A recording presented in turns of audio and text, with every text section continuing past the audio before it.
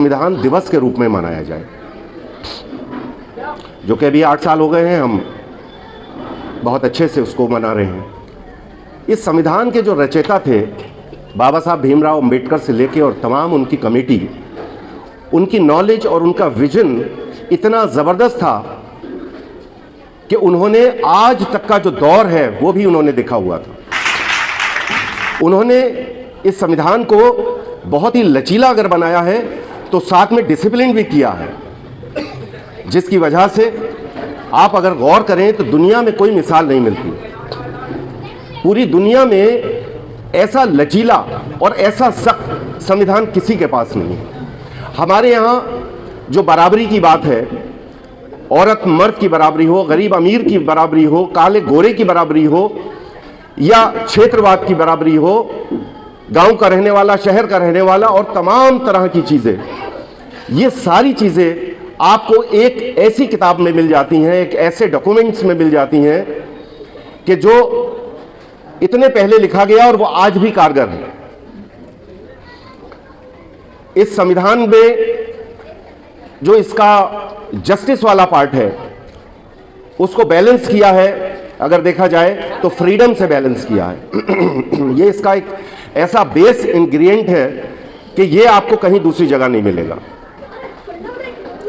अब सवाल ये पैदा होता है कि आज 26 नवंबर 2023 को हम उसका रिपीटिशन कर रहे हैं जो 2015 में तय किया गया था कि इस दिन को हम संविधान दिवस के रूप में मनाएंगे। संविधान दिवस 26 जनवरी भी है, तो ये 65 साल के बाद में ऐसी क्या ज़रूरत आन पड़ी कि आपने एक दिवस के रूप में और बनाना शुरू कर दिया। हमारी रूह के अंदर ये 65 सालों में क्यों नहीं पेवस्त हो गया था? क्यों इसके लिए एक दिन और दिया गया?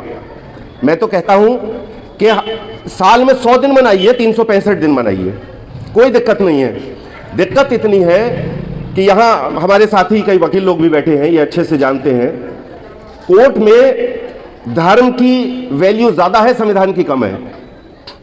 जो जिस धर्म का है उसको गीता की कसम खिलाई जाती है, संविधान की कसम नहीं खिलाई जाती। संविधान बड़ा है कि धर्म बड़ा है? धर्म जब जब मन के अंदर से निकल के बाहर गया है, इसने प्रॉब्लम क्रिएट करी है, और जब जब ये मन के अंदर रहा है, एकांत में रहा है, तो इसने ऋषि और मुनियों को पैदा किया है। मजहब नहीं सिखाता आपस में बैर रखना। अब तो कुछ झूठा सा लगने लगा। ये ऐसा लगता है कि ये तो बात बिल्कुल गलत है, इस बात की वजह से तो झगड़े होते हैं। एक डैम में पानी को रोका जाता है इसलिए कि ज़रूरत पड़ने पर नदियों के ज़रिए इस पानी को सूखे से बचाया जा सके। देश में जहाँ सूखा पड़े वहाँ नदियों के ज़रिए पानी दिया। ये धर्म भी ऐसा ही है। ये धर्म जब तक आपके मन में रहेगा, डैम की तरह, जैसे डैम के अंदर पानी रहता है, वो बहुत अच्छा है, और जहाँ वो अपनी मर्जी से छलांगे मार के बाहर निकलता है तो सिर्फ तबाही होती है। और आप देख लीजिए, जहाँ जहाँ धर्म ने कुलांचे मारी हैं वहाँ बर्बादी हुई है। आज का ये दिन ऐसे मनाने का नहीं है जैसे हम अपने महापुरुषों की जयंतियाँ मनाते हैं, कि हमने एक फ़ोटो लगाया, जयंती मना ली, उन्होंने क्या कहा है, उनका जीवन कैसा था, उनकी जीवनी क्या है, इससे हमारा कोई लेना देना नहीं। हम एक कार्यक्रम में गए, वहाँ अच्छा सा सुने, एक अच्छा सा बोले और वहाँ से वापस आ गए। अगले दिन हमें मालूम नहीं कि गांधी जी ने क्या कहा था और स्वामी विवेकानंद ने क्या कहा था। कि ये संविधान हर एक शख्स से ताल्लुक़ रखता है, हर एक शख्स को इसका फ़र्क पड़ता है। अगर संविधान नहीं होगा तो याद रखिए आपके धर्म की किताबें भी नहीं होंगी। याद रखिए कि आपके बच्चे के हाथ में किताबें जो उसके कोर्स के पढ़ने की हैं वो भी नहीं होंगी।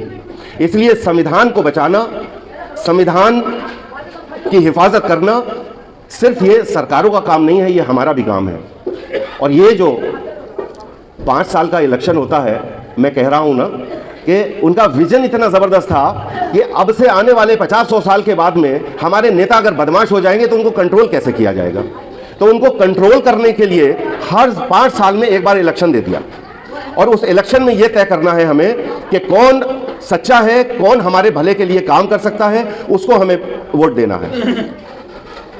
इंसान को जो कुदरत ने पैदा किया है उसको एक इंटेलेक्ट दिया है, एक बुद्धि दी है, और उस बुद्धि का इस्तेमाल वो अपने विवेक के हिसाब से करता है। जहां जैसा माहौल होता है वो ऐसा करता है, वो ऐसा सीखता है।